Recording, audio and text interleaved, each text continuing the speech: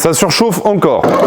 Comment ça? Je suis venu changer mes joints de culasse, nettoyer mon circuit de refroidissement avec des mélanges chelous qui ont l'air d'être efficaces. Voilà, là j'aime bien là. Je suis venu rincer tout mon circuit de vidange avec de l'huile qui est maintenant super propre. Alors pourquoi est-ce que ça chauffe encore? Alors là, tout de suite maintenant, non, mais hier soir, on a été faire un tour, j'avais plus de batterie sur l'appareil, un grand tour, et ça s'est mis à surchauffer à la fin. J'ai perdu beaucoup de liquide de refroidissement. Alors ça, c'est peut-être parce que j'ai pas rebranché mon vase d'expansion et que je sais pas faire une purge correctement, mais on verra ça plus tard. Et on est monté à 120 degrés sur les culasses, ça va, ça reste de la fonte, c'est haut. Au niveau du retour de liquide de refroidissement en haut, on est monté à 120 degrés aussi. La jauge de température m'a lâché, elle a dû trop en prendre. Alors, passe, c'est est-ce que je refais à nouveau un joint de culasse pour avoir de la surpression comme ça, ou est-ce qu'il y a encore beaucoup de crasse dans le liquide de refroidissement et dans le circuit de refroidissement qui fait que ça obstrue? Deux solutions. Ce qu'on va faire directement aujourd'hui, c'est redémonter la pompe à eau comme j'ai pu le faire avant. Donc c'est parti, je vous reprends quand j'ai démonté ça. Le plan, il est très simple, vous la connaissez maintenant la chanson, c'est les vis du ventilo, le cache plastique et ensuite on a les 4 vis de pompe à eau, c'est globalement accessible et on devrait pouvoir y voir quelque chose assez rapidement.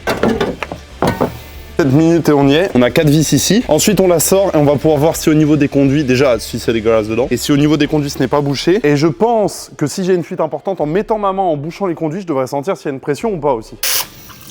Ok, normal. Ça va bien vider le bloc. C'est pas vilain, c'est pas dégueulasse hein, dedans. Je pense qu'on va en profiter pour virer El Famoso boîtier thermostat. Hein. On sait qu'il y en a pas, ça se trouve c'est bouché. Autant mettre toutes les chances de mon côté là, au point où j'en suis. Donc est-ce que je dois virer le compresseur de clim pour plus d'accès? Probable. Le problème c'est que c'est 3 derrière. Hein. Et là on va arriver en plein dans le problème que j'ai depuis le début de la fiabilisation de la 75. C'est que je n'ose ni toucher au thermostat ni au support de pompe à eau parce qu'ils sont emmanchés de manière qui fait que pour y accéder, il faut démonter la moitié de la voiture. Alors j'aurais dû le faire en même temps que j'ai fait les culasses, ça aurait été pertinent, mais ça impliquait du démontage supplémentaire. Et vu que je voulais que la voiture reroule le plus rapidement possible tout en croisant les doigts pour que je n'ai pas à toucher à ça, j'ai pris le risque et aujourd'hui j'y suis confronté. Alors pourquoi le plus rapidement possible? Parce que déjà je suis toujours comme ça et c'est vrai que c'est là que j'ai tendance à faire des bêtises, mais il faut que j'avance vite. Paradoxal pour un mec qui sort une vidéo tous les 3 mois. Autre élément important, c'est qu'au moment où je tourne ces rushs, on est J-3 de ça.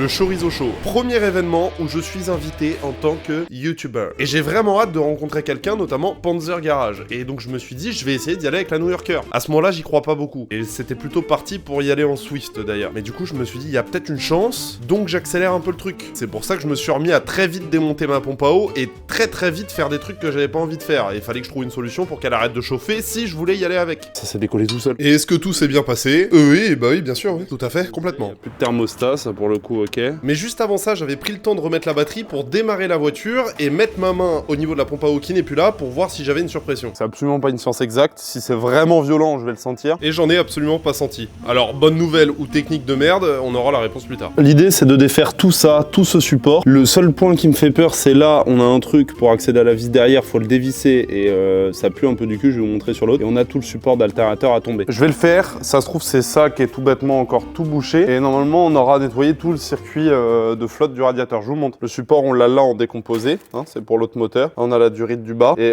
ça, c'est les fameux trucs que je vous dis que c'est très con. Et ce fameux truc à la con en question, c'est ce que vous avez devant les yeux là maintenant, au milieu de la pincetto. Et pourquoi on doit y aller à la pincetto? Parce qu'ils ont pas fait d'empreinte plane ou quoi que ce soit pour l'enlever. Non, il y a juste 2 encoches en haut qui se déforment. Parce que la suite de l'histoire, c'est que ce truc-là, c'est dans du simili aluminium. L'aluminium dans la fonte, bah ça soude.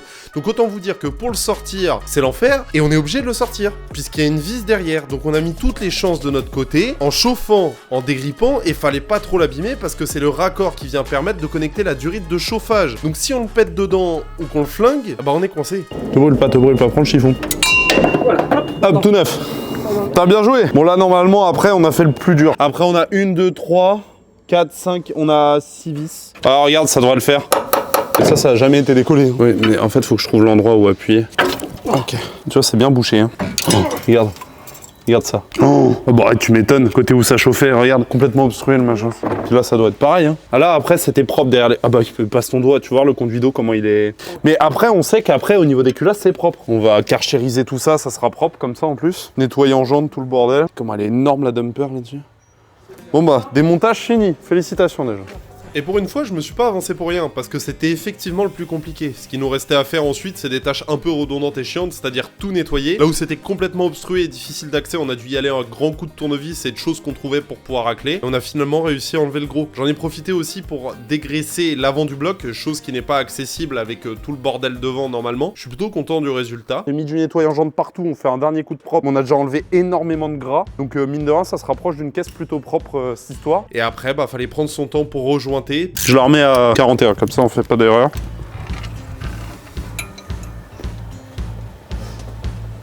Je mets 20. Bien remonté, chose que je n'ai absolument pas filmé parce que j'étais pressé que ça roule enfin et que ça ne chauffe plus. Et donc ce que vous voyez là, c'est moi, au bout de la nuit, qui ai refait un circuit de nettoyage complet et qui vient mettre du liquide de refroidissement dans la voiture.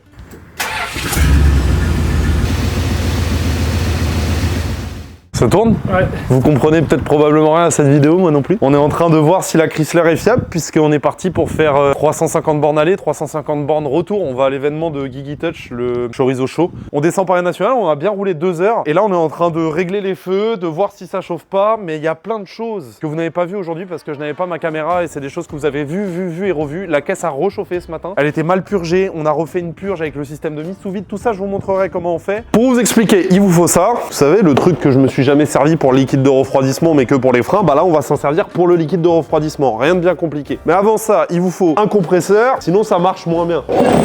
Ensuite, il vous faut un bidon avec pas mal de liquide de refroidissement dedans, vous allez comprendre pourquoi. C'est le même qu'il y a dans la voiture et de deux, il est quasiment, enfin il est bien rempli. Et bien sûr, il vous faut une voiture, en l'occurrence la New Yorker. Et c'est là que ce truc est un peu magique, j'avais jamais trop osé m'en servir, mais c'est pas mal. Parce que depuis le début de cette série de vidéos, j'ai tendance à mal la purger la bagnole, parce qu'il y a une sacrée procédure de purge qui est pas compliquée, mais quand on l'a fait à l'arrache, bah ça marche pas. Et notamment, mais si on remet pas le vase d'expansion comme je le faisais au début, bah dès que ça va avoir de la dépression et que ça va vouloir aspirer dans le vase, ça va aspirer de l'air. Pour ça que la caisse, bien sûr, c'était bouché de partout, mais qu'elle chauffait aussi, ça aidait pas. Ensuite, on prend ce truc là, et là, on va avoir besoin de ce bouchon, et pour, très bien, de ce bordel là, et ça, c'est ça qu'il me faut après. Et ça, on en aura besoin après, mais je vais déjà le brancher, c'est pour ça que je bugais. Une fois que ça c'est fait, en fait, on va venir ouvrir l'air, donc là, fermé, là, ouvert, on ouvre l'air, et là, voilà, là on est en train d'aspirer, vous allez voir ça va comprimer les durites, surtout ça prend du temps, surtout quand il y a du liquide de refroidissement, là on en voit un peu sortir parce que forcément c'est pas parfaitement hermétique. En fait par dépression avec l'air, ça va venir aspirer tout ce qu'il y a dans le bloc, c'est un super outil pour voir si vous avez des fuites. Là il y a du liquide donc ça aspire en même temps du liquide, ça va aspirer tout l'air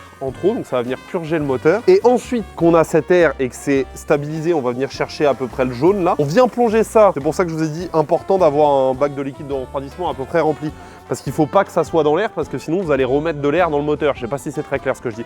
On vient le plonger dans le liquide, on inverse le cycle et toute la mise en vide va venir être remplie par du liquide de refroidissement. Ce qui fait qu'on aura sorti toute l'air du moteur et qu'après on remplira par du liquide de refroidissement. On se retrouve tout à l'heure quand c'est fait. Quasiment 1 heure plus tard parce qu'on est parti faire autre chose et vous voyez, ma voiture a bel et bien une fuite parce que ça ne monte pas plus haut que ça. Normalement, en fait, c'est quelque chose qui va monter et le but c'est de l'arrêter, hein, c'est pas de le laisser aller dans le rouge. Bon, ça reste quand même globalement assez hermétique, vous voyez la tronche des durites. Maintenant que ça c'est fait, vous venez surtout plonger ça c'est important parce que sinon tout est foiré, dans le liquide de refroidissement, ok? Et là, vous faites ça et ça, le but c'est de le faire en même temps. Et là, vous voyez, ça aspire le liquide de refroidissement et ça vient combler le vide qu'il y a dans le circuit. Vous allez voir les durites se redéployer, etc. On est au niveau du liquide de refroidissement, vous pouvez refaire la pointe, et là on est, en l'occurrence dans mon cas, vu qu'il y a une fuite non, mais on est sûr qu'il n'y a plus d'air dans le circuit. Tout bêtement, et ça a permis de faire en sorte que je puisse aller au chorizo chaud. Ça marchait bien, là on est arrivé, quand on la coupe, c'était assez chaud, on avait les culasses à 130, le liquide de refroidissement à 100. C'est chaud, mais c'est pas anormal pour ces blocs-là s'ils ont un peu d'âge, de ce que j'ai compris. Ennui, la bouffe, rien. Aujourd'hui, du coup, on a fait ça plusieurs fois, on a renettoyé le circuit parce que ça a dégagé énormément de merde en fait. Encore là, ça reste à peu près clair. On est repassé sur les pneus d'avant de 2017 derrière qui sont à un flanc de 70 et pas 60. Pourquoi aussi? Parce que ce matin, en récupérant la voiture, bah elle était crevée à l'arrière. Je me suis pas fait crever le pneu, j'ai balisé un peu au début, mais c'est juste que j'ai dû rouler sur un truc. Enfin bref, on en a profité pour faire ça. Et aussi, il faut montrer, c'est qu'on a mis des plaques. Et au moins, on a des plaques qu'on a fait en dernière minute. Vous voyez, c'est pas les plaques adaptées pour ce format-là. C'est nickel. Et à l'arrière, elle est toute belle. Et donc, on est venu visser ça avec 2 vis parce que c'était trop compliqué de faire autrement. J'ai refixé ma lampe d'éclairage de plaque avec 3 riselants. Ça marche nickel. Tout le bordel dans le coffre, hein, c'est un peu le boxon parce que on a tout le garage quasiment. On a un bidon rempli de liquide de refroidissement, un bidon vide, des entonnoirs, des riselants. J'ai même pris les joints de culasse neufs. Okay. Et écoutez, ça a l'air d'aller. J'ai commandé un test de CO2 pour avoir un simili de réponse sur si oui ou non elle refait un joint de culasse. Je l'ai pas reçu à temps. Donc on fera ça prochaine vidéo, je pense. Je sais pas trop où on en est. Vous filmez de nuit, c'est pas forcément super intéressant. La voiture voiture sinon se roule très bien. Il y a aucun problème, le freinage c'est nickel, il y a rien à dire. Je vous ferai quelques plans de nuit parce que là Vincent va prendre le volant. Et bah là on va pouvoir ouvrir ça. On attendait que ça redescende sous pression, voir si on n'a pas trop de merde et si on a le niveau au niveau du liquide de refroidissement. Et c'est parfait, c'est tout neuf. Et on est pile poil de niveau. Le liquide est pas dégueulasse, vraiment loin de là. Le vase d'expansion fait bien son boulot. Alors quelque chose que je savais pas, en fait c'est vraiment un vase d'expansion à proprement parler, c'est-à-dire que par dépression ça va venir aspirer ce dont il a besoin ou expulser. Là on était monté un peu, il y avait pas mal de pression. On verra. On a fait 2 heures d'une traite, on va essayer de refaire 2 heures. Et à voir. Bonsoir. Ah, regarde les gens ils sont gentils ici. On est reparti, il nous reste 3h11 de trajet, arrivée prévue 2h12. Ensuite, on s'est arrêté quelques autres fois. La première pour acheter du pain, mais il y en avait plus. Du coup, on était très déçus parce qu'on avait rien mangé. Prendre la température, mettre du 95, essayer de calculer la conso, mais on a vite abandonné. Et on est arrivé au plus important. Oh là là. De la Boostify. Laisse-la tourner, n'oublions pas. Ouvre le capote, prends le thermocouille. Il est où? Ouais, c'est possible. Oh non. Oh la dégaine, la gueule de la caisse. Ah, faut la laisser tourner. Mais après, c'est normal, hein, sûrement. C'est bon, hein, c'est bien. La jauge, parfois, elle fonctionne. La température, vous voyez, de temps en temps, elle flash, là. Donc là, on la laisse tourner pour qu'elle refroidisse. Sinon, elle a une surpression violente. Ça donne quoi, le vase d'expansion? À mon avis, ça va bouillir direct. Et vous voyez, là, ça se comprime. Oh, ça va. C'est bien gonflé, quand même. Là, ça va. Les vitres, en fait, le moteur force, et du coup, ça monte plus. Ça tire là, en même temps. On monte là, en même temps. Ouais, c'est bon. Bon, on va laisser le capot ouvert, comme ça refroidit, c'est pas plus mal. On optimise ici. Oh oui, t'as les 2,40 € là, ils sont pas... J'ai pas compris le concept, j'ai pris un froid avec un chaud.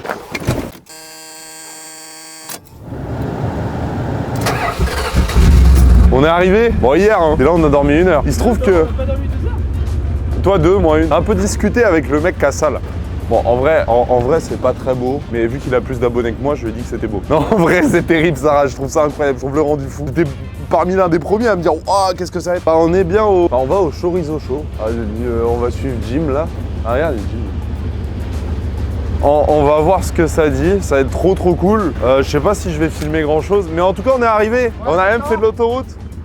Moi je trouve il est arrivé beaucoup trop tard cette nuit, il est arrivé à 3h du mat, on a discuté jusqu'à 5h et là il est 7h. 3h30. Mais avant de continuer cette vidéo, j'aimerais remercier le sponsor principal qui n'est autre que moi-même. En gros, l'idée, comment il se déroule l'événement?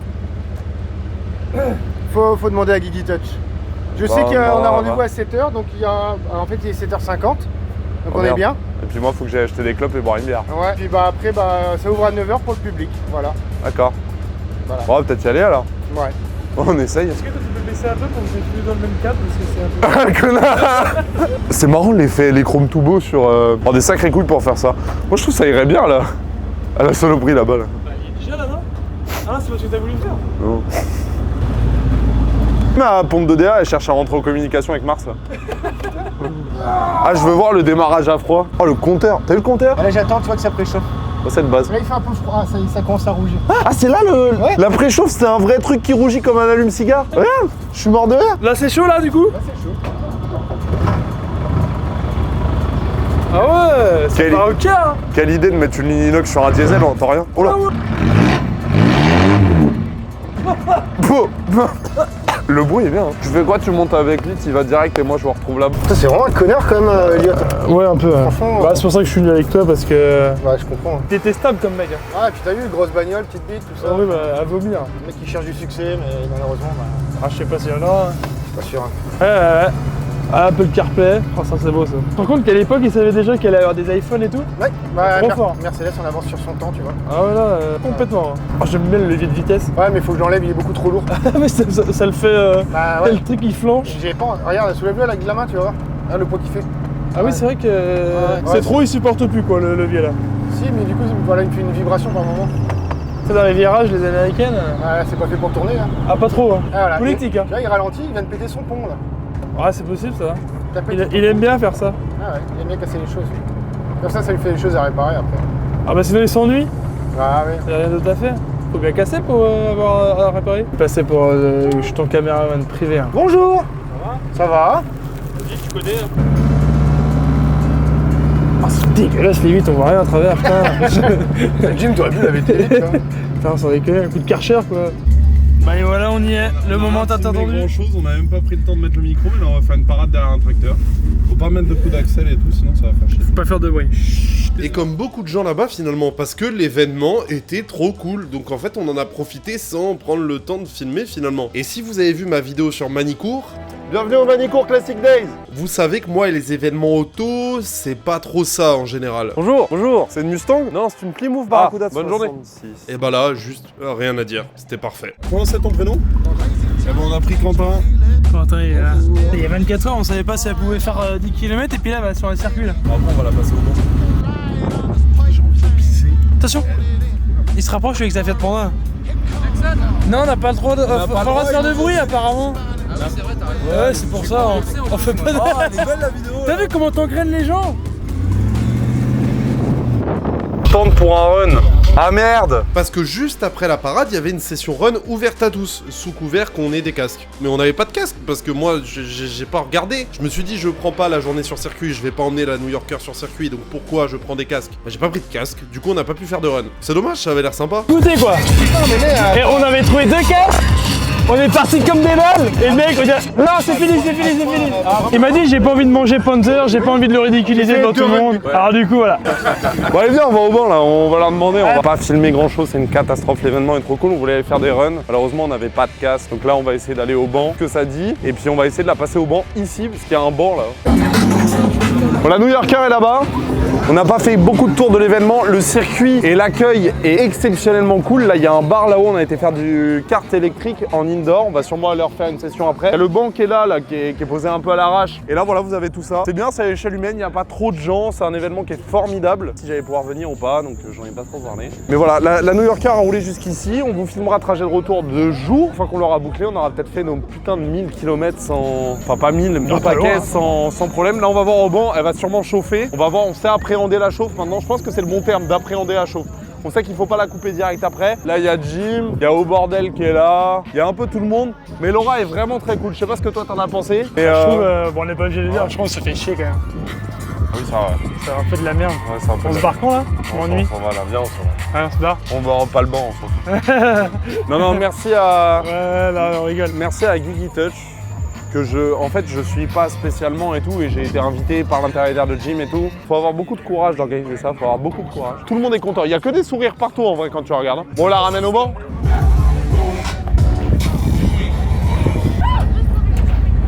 Bon, dans l'idée, on va passer ça au banc. C'est peut-être pas très malin parce qu'après, il faut qu'on la ramène par la route. Bon, ok, c'est ça, plus les 400 bornes, on va voir. Ok, il y a le Fenwick qui est là-bas. Ouais, voilà, au pire, on rentre à Paris. Il faut sortir le moteur, machin, Exact. il y a tout ce qu'il faut là. Mais au niveau du châssis, elle est très saine, à part la traverse qui a pris un... Je sais pas sur quoi ils ont marqué. Ils ont dû écraser un môme. La traverse, elle est ouverte en deux. Il n'y a rien qui est aligné de base. Celle-là, elle a été touchée. L'autre qui a jamais été touchée, que je suis en train de refaire. Il y a des trucs où tu te dis, mais c'est pas possible, c'est qui a trafiqué ça? Mais en fait, c'est à l'usine. Ils en avaient rien à foutre, les mecs. Mais c'est des bonnes caisses, hein. Mais ils en avaient rien à faire. Si tu creuses dedans, tu veux vraiment une caisse parfaite, faut pas acheter ça. Parce que tu vas avoir des tôles tordues en dessous, tu vas te dire, mais attends, ça a tapé quoi là? Mais en fait, c'est les mecs, la tôle, elle rentrait pas à l'usine, ils tapaient au marteau dessus. Mais c'est du jetable, c'est pour ça. Alors, moins dans ces années-là, mais en fait, les caisses américaines, surtout avant, dans les années 50-60, chaque année, elles changent de gueule. Ah, j'ai celle-là, putain, faut que je passe à l'année d'après. Je les baigne, c'est tout. C'est que du jetable. Ça passe là? Ouais, large. Il y a la grand Mathilde qui va lui souffler dans la gueule. Parce que on va rigoler. Oui, par principe, on s'en fout et on s'en fout de ce que ça sort. T'es en train de tout casser là? Oui, mais ils sont coopératifs, ils sont gentils.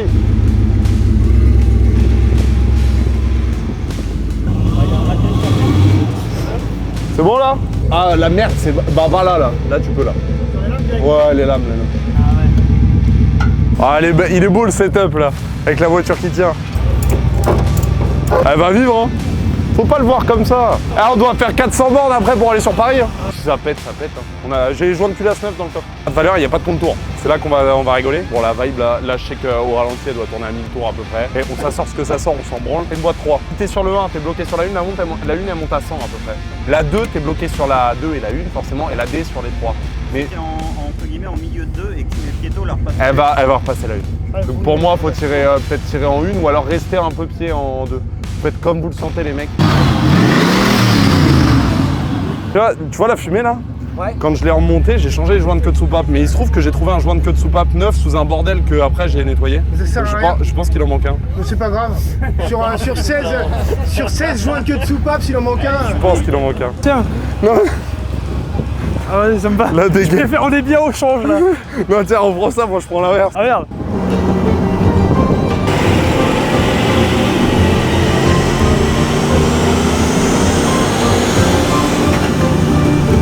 Ah, il manque bien un joint de queue de soupape, je pense. Mais c'est cohérent, hein. C'est super cohérent, les mecs. 180, mais au moteur, mais 207, c'est pas incohérent. Ça marche bien comme casse. Tu veux un deuxième? On le fait, si ça vous fait plaisir. Attends, on en fait un deuxième avant. Là, c'est bien. Après, on sait pas. 207 aux roues. C'est honnête, hein. 364 de coupe. Je pense qu'il faut voir un peu en dessous. Genre, réaliste, on va plus chercher les 180.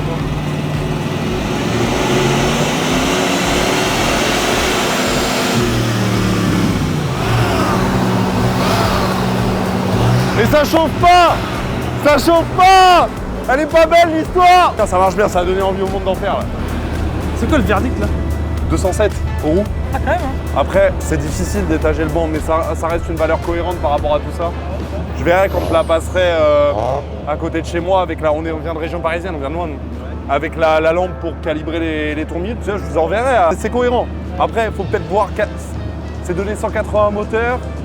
Mais c'est des puissances qui se retrouvent généralement aux roues à ces années-là. Avant, non. Mais après 72, ils ont modifié la manière de prendre la puissance. Tiens, tu vois ça?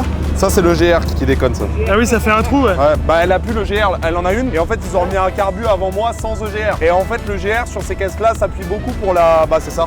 C'est un trou au début. Et bah, c'est ça. Elle est propre, la courbe. Faut savoir que cette caisse, elle a des joints de culasse d'occasion. Et qu'hier, elle prenait 180 degrés sur les culasses parce qu'elle surchauffe.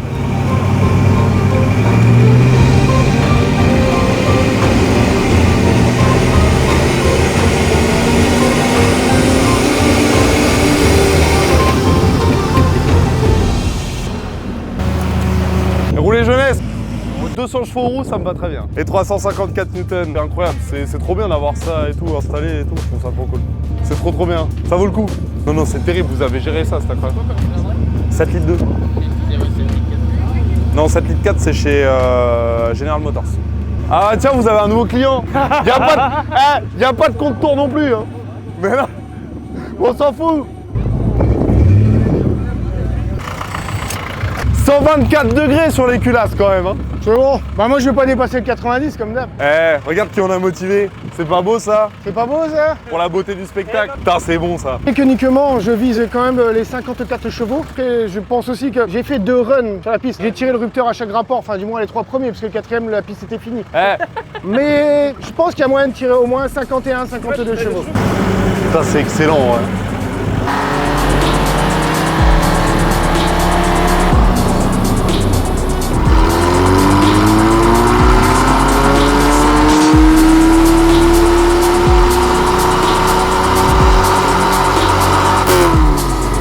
Ouais, 26 chevaux. Non, c'est pas possible. 266. 26 putains de chevaux. 26 chevaux.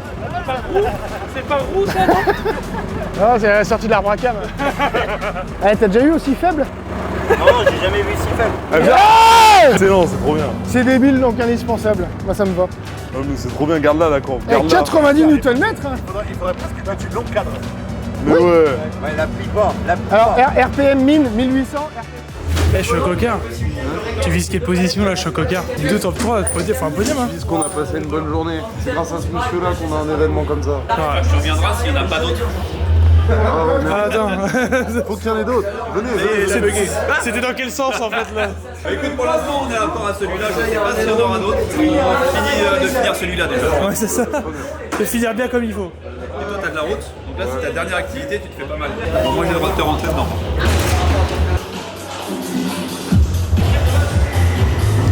Il y a que lui. T'as vu, ça arrive que à un mec, c'est à toi quoi. Ouais, chaud coquin. Ouais, chaud coquin.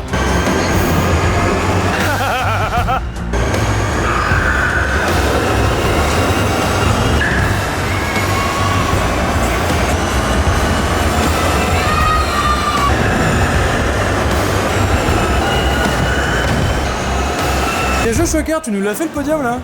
Ouais. Ah, c'est bien, c'est bien, c'est bien. Regarde, t'es sur le podium là-haut. C'est beau qu'il gagne chez lui dans son événement. Très bien. Ça parle d'apéro, c'est là où il faut vite partir. Courons, Apéro courons. Apéro